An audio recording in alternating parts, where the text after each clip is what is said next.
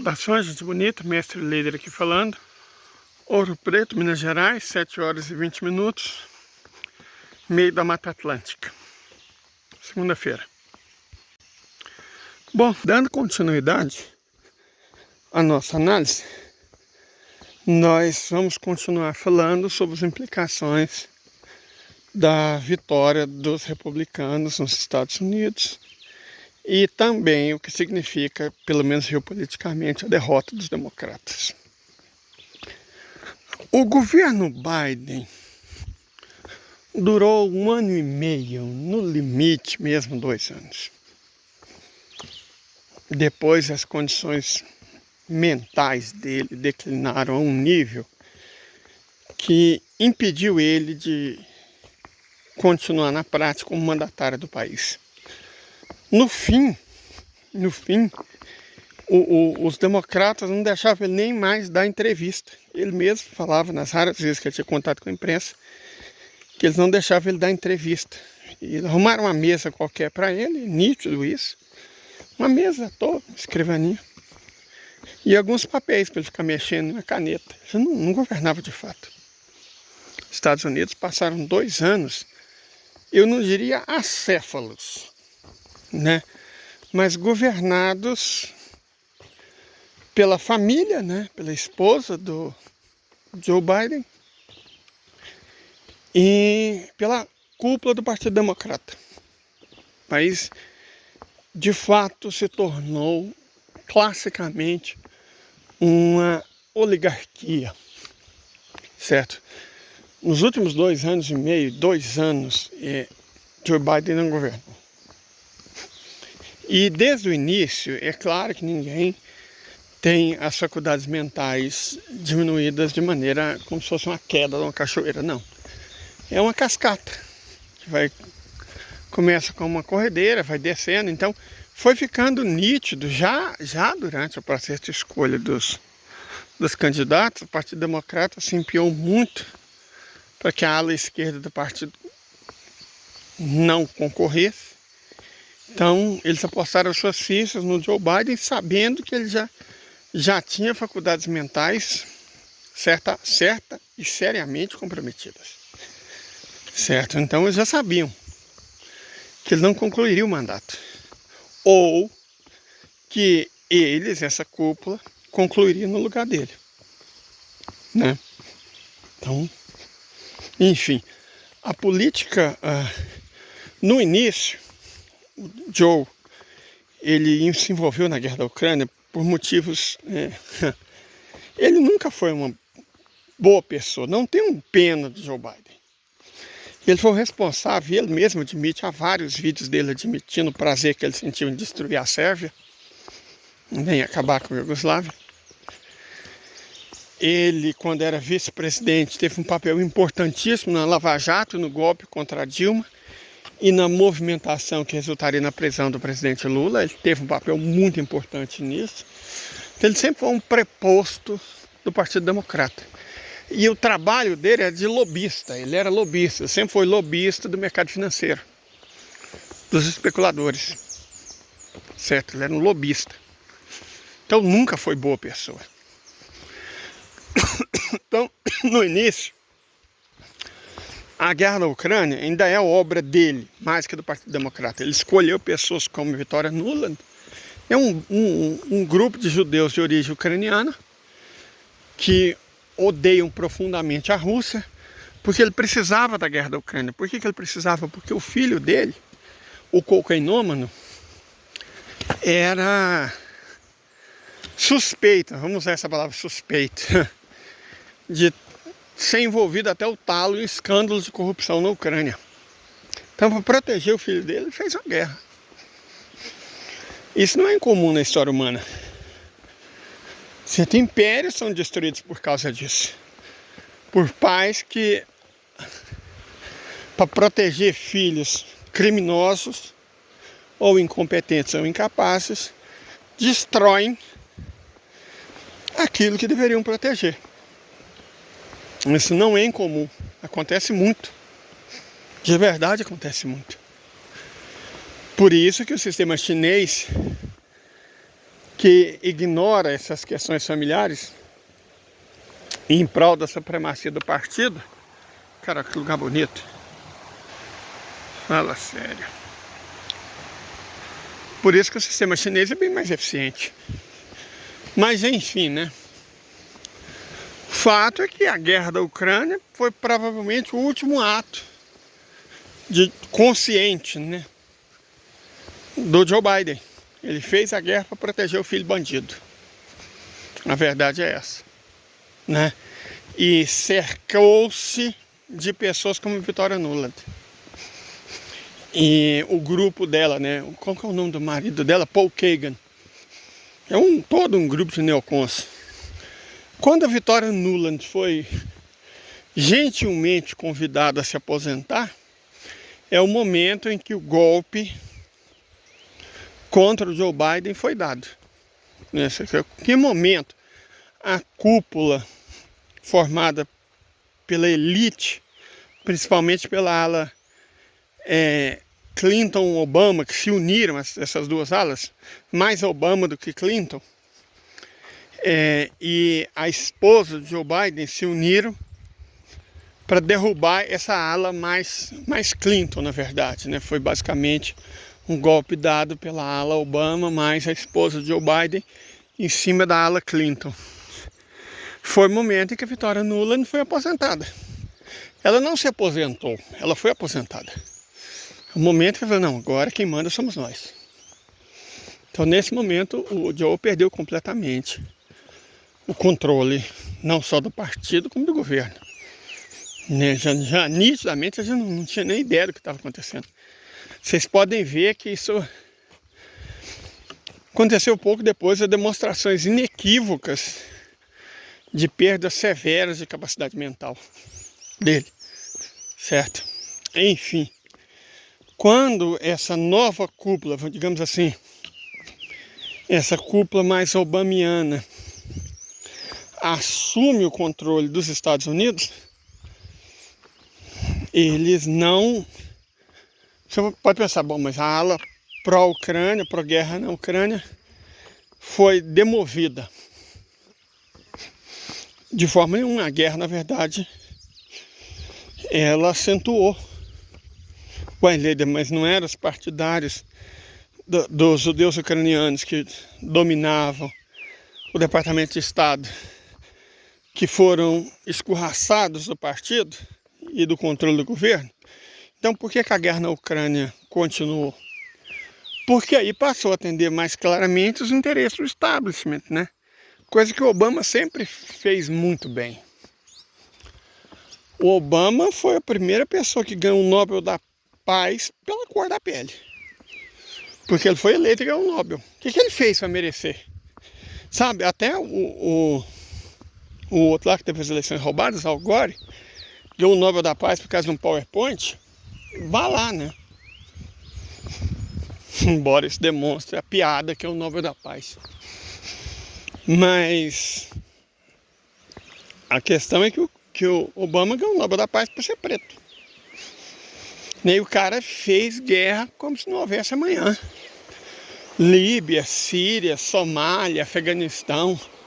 A quantidade de países destruídos pelo Obama, de pessoas desvividas pelas guerras do Obama, é uma coisa com poucos paralelos na história dos Estados Unidos. Certo?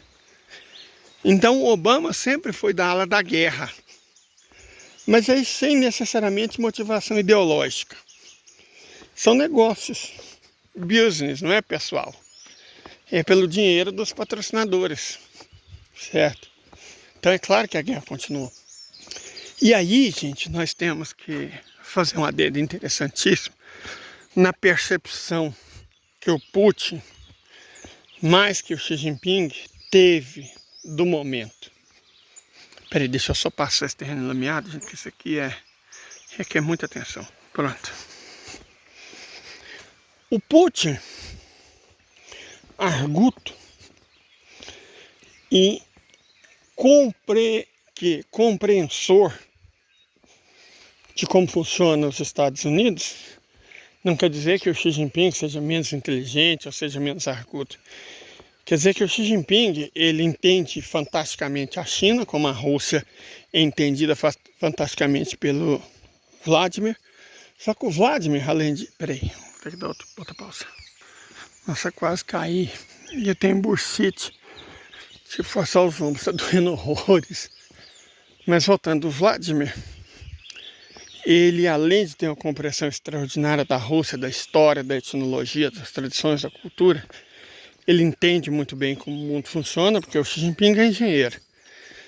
Mas o Vladimir é especialista em direito internacional, é a formação acadêmica dele. Então ele entende melhor o mundo do que o Xi Jinping. Compreende muito bem o Ocidente, por necessidade de qualquer governante russo. Ele sabe o que é o Ocidente. E por experiência própria, cara, o Vladimir tentou a paz, de verdade ele tentou. Tentou até entrar na OTAN. Ele acreditou que o Bill Clinton, que os Estados Unidos, de fato, queriam a paz. Aí ele foi aprendendo a duras penas o que é o Ocidente, o que é a palavra, o que é a ação. Certo? Então ele entende muito melhor os Estados Unidos do que qualquer outro governante do mundo. Talvez a exceção dos iranianos. Então, assim, o Vladimir percebeu o que os democratas fizeram e o que eles queriam. Só que ele tomou vantagem disso. Como assim ele tomou vantagem? Faz mais ou menos 1 ano e meio. Pai, quase o mesmo período em que o Biden deixou de governar, né? Um ano depois que o Biden de fato deixa de governar, sendo substituído por uma oligarquia plutocleptocrata, que a Rússia simplesmente deixou de avançar na Ucrânia. Se vocês olharem os mapas, gente, dos avanços russos em território ucraniano, vocês vão perceber que nos últimos 18 meses a Rússia praticamente não conquistou nada, certo? A Rússia praticamente parou o avanço, deixou de avançar. Por que isso? Aí vamos ao intervalo comercial, porque nós não somos monetizados, né? Dependemos da ajuda de vocês. Vamos ao intervalo comercial e aí a gente volta explicando, rapidinho.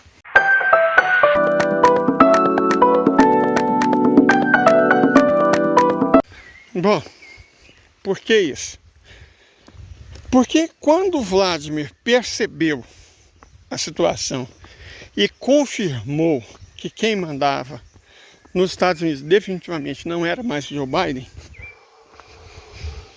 ele entendeu também que a Europa, que nunca teve autonomia, sempre foi uma colônia dos Estados Unidos e estava sendo mais colônia do que nunca, agora não obedecia à figura de uma pessoa, mas de um ideário, democrata, né?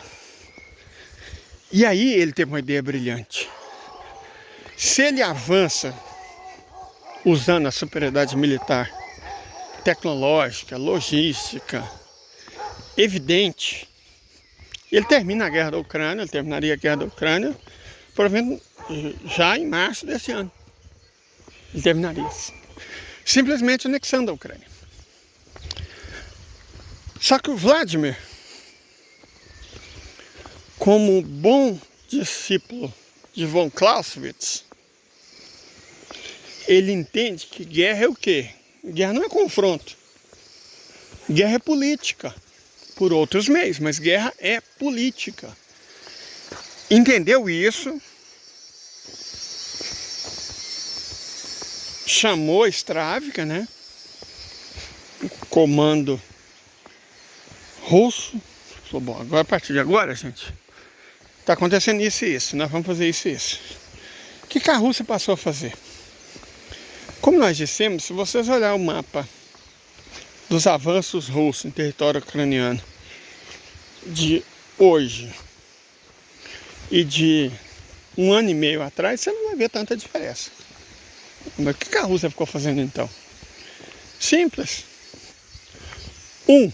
Desvivendo pessoas. Lembra? Desnazificação. Não só da Ucrânia, mas como da Europa. Então, A Ucrânia teve cerca de admitidas, ainda que por meus toques, 1 milhão de baixas. Meio milhão de baixa foi só esse ano. Muito mais que nos outros períodos. Por quê? Porque a prioridade do Vladimir deixou de ser conquistar territórios e passou a ser desnazificar. Você poderia fazer igual o camarada Joseph fez e mandar as pessoas para o Gulag, para campos de reeducação, onde elas voltariam desnazificadas. Só que a Rússia não tem como fazer isso agora. Então existe outro jeito de você desnazificar um país. É mandar os nazis pro inferno, né? Funciona bem também. Então ele inicia o processo de desnazificação e outro processo muito interessante. Forçando o combate, além de diminuir, e cada vez mais, gente, se vocês repararem, nesse último ano, nesse ano 2024, particularmente, é notável a quantidade de forças, tropas, lideranças e mercenários da OTAN que foram desvividos. Eram algumas dezenas, tanto que virava notícia, um comandante, um sei lá o quê, depois passou a ser dezenas, centenas de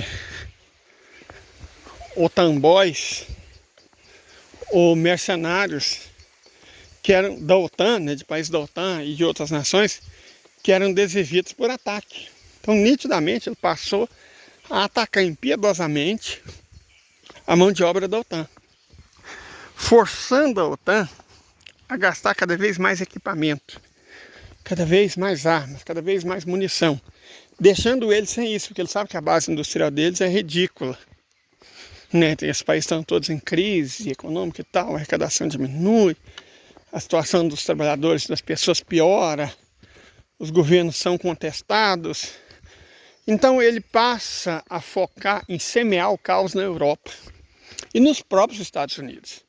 Na verdade, houve interferência russa nas eleições americanas? Claro que houve. É nítido que houve. Mas não é igual as pessoas falam. Não é igual a Globo, a CNN, o FBI falaram delirantemente, não. Fizeram ameaça de bomba, pediram os eleitores. Gente, eles tomaram uma lapada de 5 milhões de votos. Ah, pelo amor de Deus, vai falar que 5 milhões de pessoas deixaram de votar por medo? Não, não foi por causa disso. A interferência russa foi fazer o Ocidente e os Estados Unidos quebrarem. Ele quebrou as pernas da economia dos Estados Unidos. Certo? Quebrou as pernas da economia da Europa. E isso, evidentemente, enfraqueceu muitos candidatos governistas que tentavam a reeleição. E, de um modo geral, com exceção do único inteligente, o único governante europeu ocidental inteligente, o Macron, que venceu, todos os outros perderam. Boris Johnson e tal. O próprio salsicha de fígado do governo alemão está desmoronando. Então, assim, ele interferiu nas eleições. Só que de maneira indireta, quebrando as economias da Europa e dos Estados Unidos e do próprio Japão. Porque no Japão houve uma coisa muito rara, que é o Partido Liberal Democrata, né, perder. Coisa que só tinha acontecido uma vez, em quase, desde a Segunda Guerra Mundial.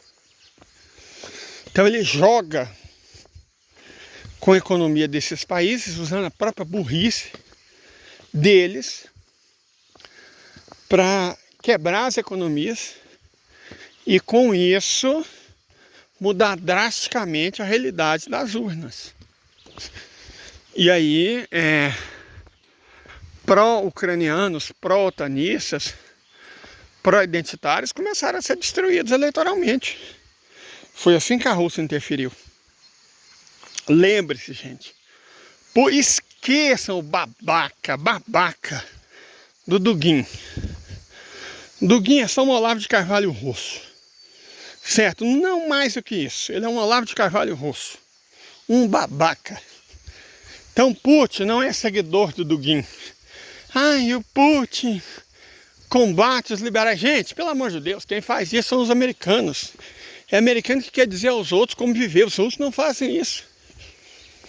Vivam como vocês quiserem, só não nos enchem o saco. Então não acha que o Putin é um americano. E o Putin agora tá grilado com o Lula, porque o Lula apoia a pauta LGBT. Cara, se o Lula resolvesse se casar com o Geraldo, o Putin continuaria cumprimentando e abraçando ele do mesmo jeito. Para com essa babaquice de achar, que o Dugin tem influência, qualquer influência no governo da Rússia, e 2, que o Putin está preocupado em impor a pauta conservadora russa sobre outros países. Quem faz isso são os americanos. Certo? Ok, vamos parar com essa bobagem. Putin não está nem aí com isso não, cada um vive como quer. Desde que não enche o saco dos outros. O que eu acho lícito e correto. De toda forma,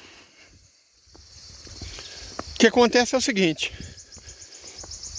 O Putin, repito, que é seguidor do von Clausewitz, não do babaca do Dugin, compreende a dinâmica da guerra política. Guerra é política. Você tem outro grupo também, né? Que, nossa, aí no caso são adolescentes ou adultos punheteiros.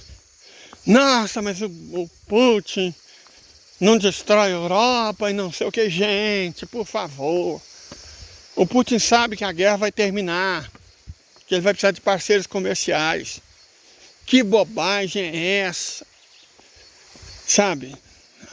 O senhor da guerra. Não, que bobagem. Putin sabe que guerra desvive pessoas. Ele perdeu o irmão na Segunda Guerra Mundial. Ele é de Leningrado, caralho. Ele é de Leningrado. Mais da metade da família dele morreu no cerco de Leningrado. Quer dizer que o Putin não conhece a guerra. Esses punheteiros, com todo respeito aos punheteiros, aos onanistas, né? Ficam querendo, o Putin tem que ir pro pau, não sei o que. Que bobagem, para com isso. Como eu disse, ele perdeu a família no cerco de Leningrado. Ele sabe o que é a guerra, ele sabe o curso da guerra. Ele entende a história, ele não é um jumentinho não, gente. Pelo amor de Deus, né? Vamos parar. Então, ele não quer a guerra. Na verdade, é incrível a paciência que ele tem mostrado com o Ocidente, exatamente por não querer a guerra. Ele faz a guerra porque ele é obrigado. Mas ele faz a guerra para ter mínimas baixas. Mínimas baixas. A prioridade dele é proteger os que ele governa e os que ele comanda. Certo? Ele não é cruel. O Vladimir, de modo algum, é cruel. Vladimir sabe como é que são as coisas, cara. De verdade. Além da retórica incendiária de pseudo-comunistas, pseudo-nacionalistas, conservadores de meia tigela. Não, gente. E pessoas que usam o conservadorismo russo para camuflar o próprio machismo, a própria misoginia, a própria transfobia, a própria homofobia, o próprio racismo. O problema do Brasil é a mistura de raças. Veja a Rússia. A Rússia tem quase 300 nacionalidades. Veja a China tem mais de 50. Você vê gente babaca que quer disfarçar os próprios preconceitos como análise. Não sabe o que estão falando. Putin tem formação acadêmica, teórica, prática, de vida. Putin é guiado por von Clausewitz nesses assuntos. Guerra é política. Política por outros meios. Então é isso que o Vladimir tem feito, política. Ele faz a guerra porque precisa dela, faz o combate porque precisa. Mas entender que o objetivo do combate não é a conquista de territórios, é a conquista de objetivos. Quais são os objetivos? Libertar o povo russo, desnazificar a Ucrânia e a Europa. Ele tem conseguido? Nossa, tem dado passos enormes nisso. Tem dado passos enormes. Mas os partidos neonazis têm ascendido. Então ele não tem conseguido. Vamos lá, partido neonazi. Os liberais, os identitários, criaram uma série de espantalhos. Tudo para eles é fascismo. É igual às 10 definições babacas do Humberto Eco. 10 definições do fascismo. Se o fascismo é tudo, nada é fascismo. Simples assim. Então, para os liberais, para esse ditado, tudo é fascismo. Tudo é fascismo. Tudo é nazi, tudo é extrema-direita. É impressionante que o Partido Democrata, que defende ardorosamente os interesses do capital, não é de extrema-direita. Mas o Partido Republicano, que defende emprego, é. Que defende trabalhador, é. Sabe? Então eles têm uma noção muito distorcida do que é extrema-direita. Do que é direita e do que é esquerda. Perfeito? Então, os conservadores têm voltado ao poder? Tem. Quer dizer que eles são fascistas, que eles são nazis, que eles são de extrema-direita? Não. Quer dizer que eles são conservadores. Na verdade, alguns são até reacionários. Querem que a Europa volte aos tempos de quando ela era independente, né? O que eu não vejo como erro. De verdade. Para mim é lícito. Certo? Para mim é lícito, para mim é justo. Só que, de modo geral, as pessoas não entendem. Sabe? As pessoas não entendem. Porque não querem, porque foram... A visão delas foi obliterada por crenças, por preconceitos, por chilique, que tem o chilique também. Essas pessoas dão piti. Algumas delas são chiliquentas. Certo? A verdade é essa, gente. Nós temos que... A gente não pode, claro, ficar caçando briga com todo mundo, de forma alguma. Mas a gente também não pode ficar passando pano para todo mundo, não. Essas pessoas, muitas delas, são chiliquentas. Assim como muitas são o quê? São só escrotas mesmo, querem disfarçar essa escrotidão como defesa dos supostos ideais que elas não conhecem. Mas algumas são só chiliquentas mesmo. São só pitizentas. E isso impede, evidentemente, oblitera a visão do que está acontecendo no mundo. Putin está fazendo a guerra. Putin é o senhor da guerra. Mas guerra von Clausewitz, política. Por outros meios, no caso, a inteligência. E o uso do desastre econômico que eles mesmos causaram contra os adversários. É sobre isso. E, incrivelmente, está tudo bem. Ok? Até mais, gente.